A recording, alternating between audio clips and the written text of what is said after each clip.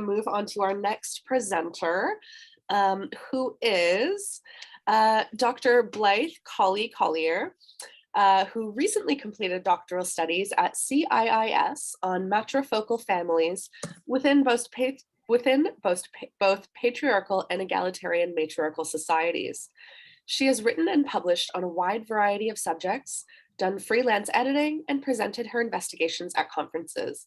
She is currently writing a book based on her research to reach a broader audience. Her degrees include a master's in women's spirituality from ITP, now Sophia University, and a BA in anthropology and sociology from UCSC. So with that, I will hand it over to Dr. Collier. Thank you so much, Paula, for that kind invitation. And I'm very honored to speak here also today. I would like to tell everyone here about my recent dissertation research on matrifocal families and how and why they inform an empowered mode of mothering, which also assists, excuse me, I have a cat on my shoe, thank you, sorry. Matrifocal families, how they inform an empowered mode of mothering, which also assists all family members in actively resisting patriarchal oppressions. Before I start, I want to share a little bit of background information with you all. First, as a caveat, my research consisted of qualitative narrative histories conducted with the women, and also there were some that were gender fluid individuals. They were the heads of 5 families in the United States. How generalizable this research is remains to be seen, but I do hope that more people will look into this subject. And second, I'll be using the term matrifocal family quite a bit throughout this talk, so I wanted to share my working definition with you first.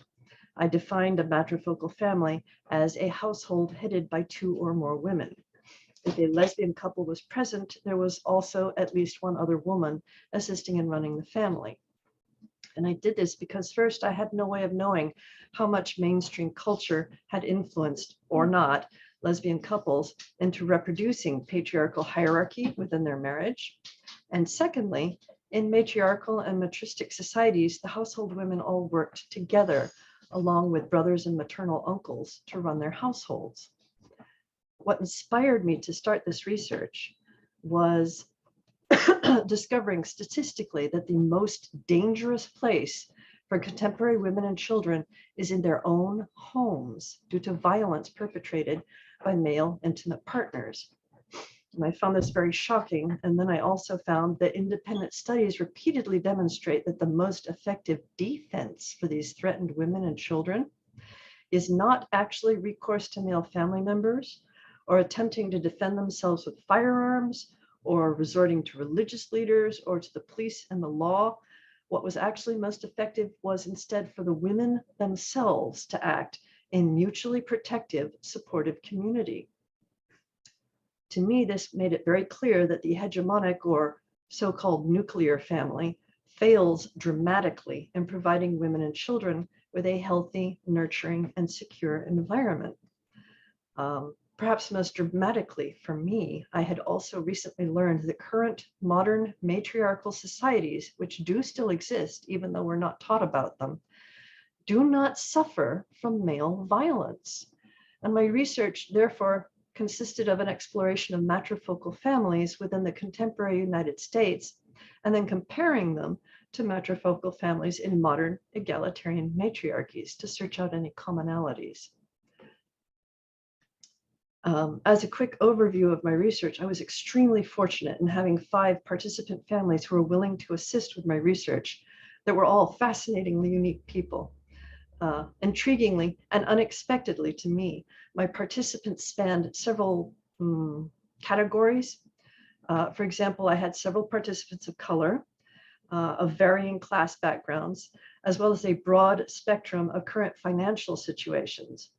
I had families whose women were either born in another country or who had spent several years outside the US or who had spent all their lives in the United States.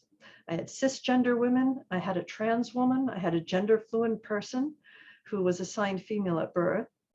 There were lesbian and bisexual women, women who are monogamous or polyamorous or asexual. There was also a wide span of ages and generations. And in fact, the sole outlier I found regarding participation in a matrifocal family was class. Although surprisingly to me, it was the upper class. There were no upper class participants. And I did come up with what I thought was a reason for that, but that's not really important right now. So I want to continue because I don't want to keep you all too late. The reasons that I believe that matrifocal families are an empowered and resistant mode of mothering, aside from the ubiquity of male violence within patriarchal culture, I also found 4 strong and, to me, very intriguing commonalities in my research amongst the matrifocal families. I believe these are important shared themes of successful contemporary families that can assist in creating yet more successful, healthy matrifocal families within patriarchal societies, and even better, can subtly chip away at the cultural structural elements like religious, legal, social, financial, more, which assist in structurally supporting and maintaining patriarchy. Now, at this point, I'm going to quickly try and share my screen. So if it does not work, please let me know.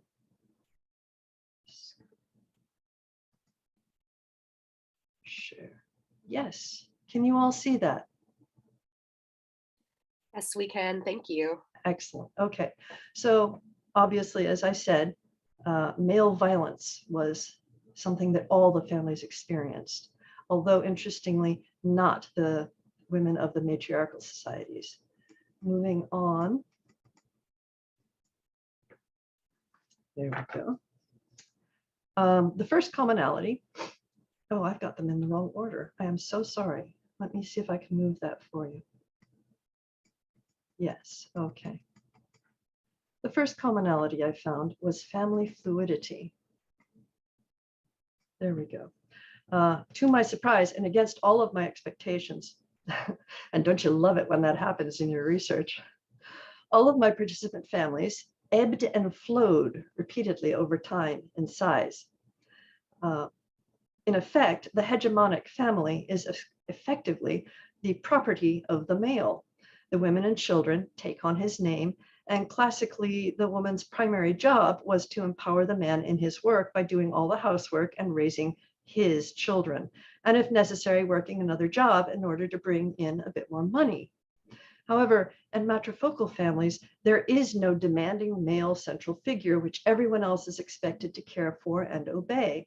Instead, most commonly, these matrifocal families are egalitarian, and all the adults are considered peers. The second commonality is collaborative community.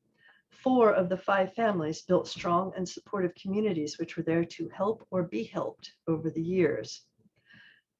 Excuse me. One example is a family who, with their extended spiritual community, successfully fostered 2 twin infants who had been abused by their overwhelmed single mother who had mental health and addiction issues. Over the 2 years of the fosterage, the women helped the children recover from nearly dying and other injuries, and then to grow and thrive, as well as giving the single mother time to recover so that now she is successfully raising her own children with the help of the spiritual community. Intriguingly, I believe the 5th participant family serves an example of what happens when community cannot be effectively created. One family, despite reaching out several times to their conservative rural neighbors, the 3 women were pretty much rejected due to refusing the neighbors' debilitating female gender role expectations. And as a consequence, the 3 women had only each other and a few distant state institutions to turn to for community support.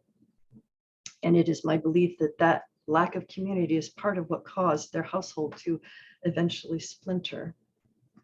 The third thing that I found that was important was the feminine divine and spiritual ambiguity.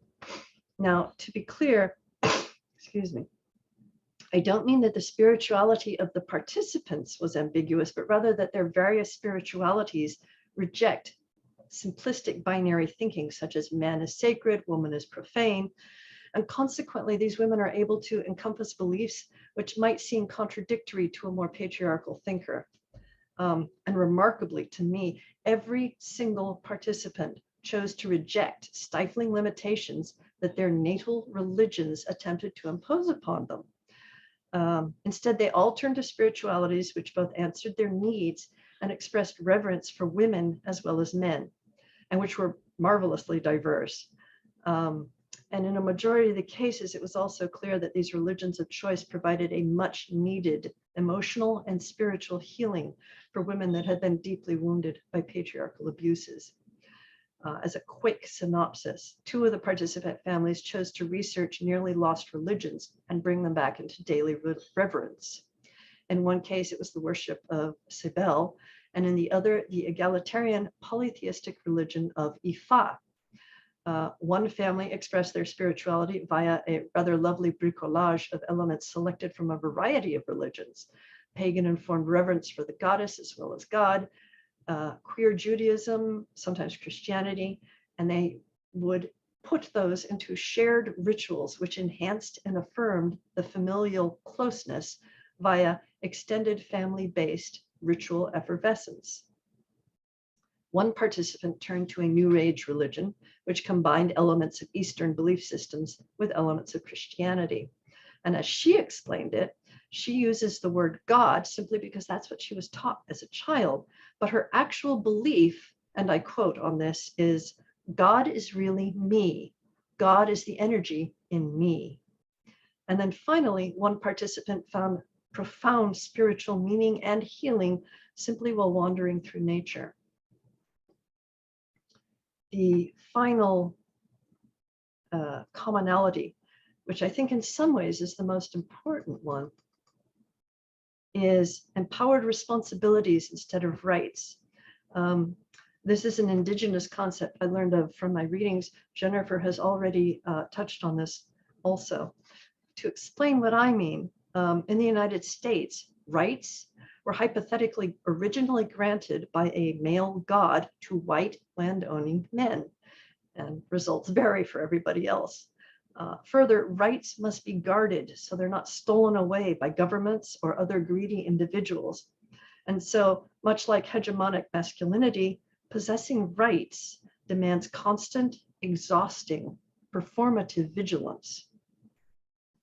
Now, this was the last commonality that I recognized amongst the families. It's a little more subtle, it's a little harder to notice, but a good way of putting it is to note that the responsibilities within the family that each of the participants took on was always by their choice.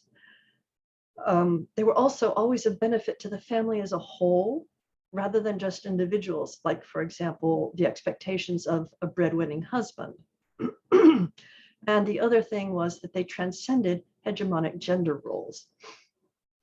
As a single example, none of the participants were mothers or housewives simply because that was expected of them.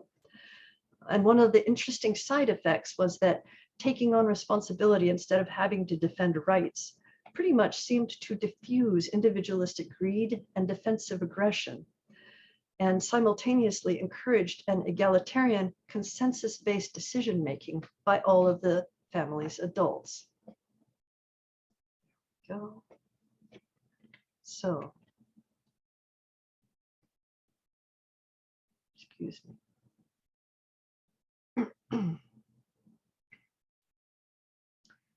In conclusion, the reasons that I feel that my results show that matrifocal families are an empowered and resistant mode of mothering, there's several of them.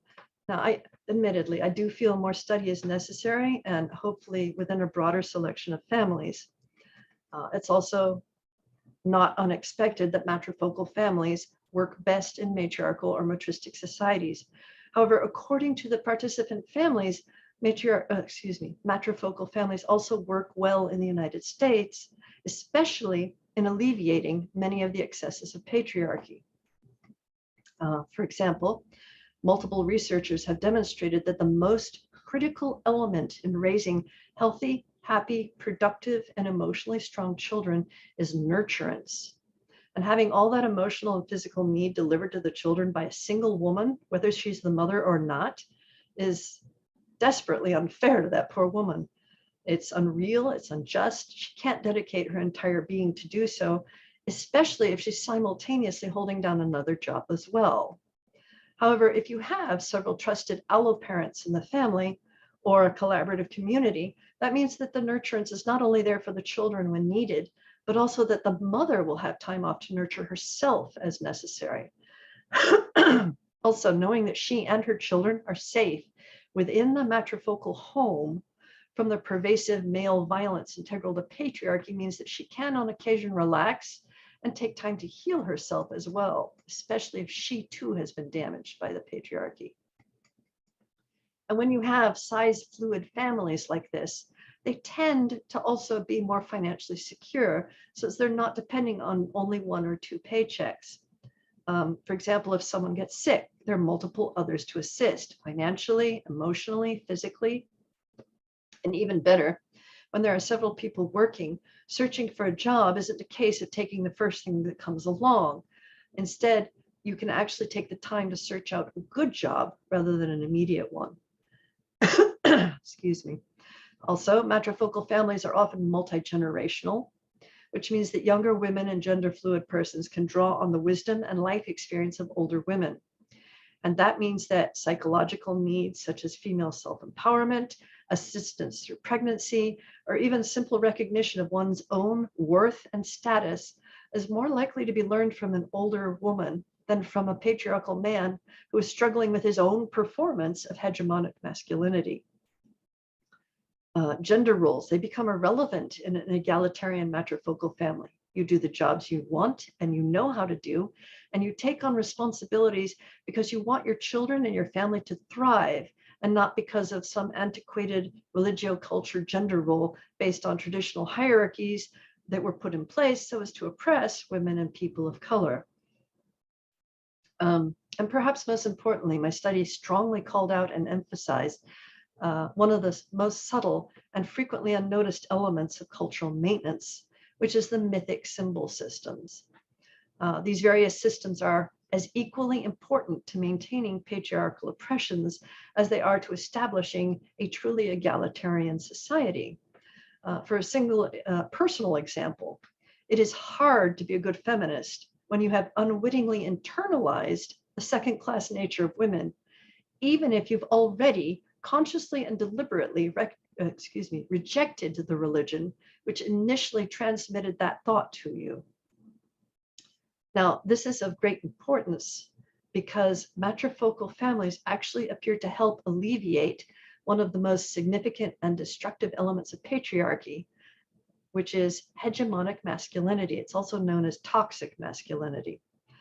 The dominant form of manliness for a particular cultural time and setting invariably confers status, and it's required in order to legitimately accrue power, claim privilege, elicit deference, and resist exploitation. But it also requires almost constant social buttressing, which ensures that masculinity is of immense value to men, even if they don't agree with its particulars, due to the constant tension and uncertainty regarding its performance.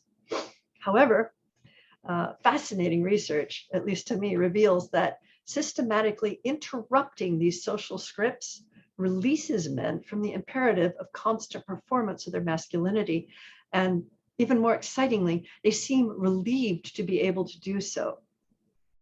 And I mention this because I saw similar results in the two matrifocal families which contained men. There was no pressure upon male family members to live up to hegemonic, authoritarian, or upper class white cultural standards of masculinity or family, even though those pressures may still be felt outside of the matrifocal subculture. As a single example, expressions of affection, love, or dependency by men are cherished within the matrifocal family rather than contemptuously labeled as homosexual, and gender itself is no longer considered either hierarchical or rigidly boundaried. As a result, gender fluidity becomes not a destabilizing threat, but something that is simply accepted, and heteronormativity can be refused if desired without familial opprobrium. Now, Admittedly, I have very few families from which to draw this data, but if it does turn out to be broadly generalizable, I feel that it's of extraordinary importance that an egalitarian matrifocal family, by its nature, destabilizes the destructive and oppressive precepts of hegemonic masculinity. Women and families are not owned by men, which allows both women and men to refuse the damage and destruction caused by patriarchal oppressions.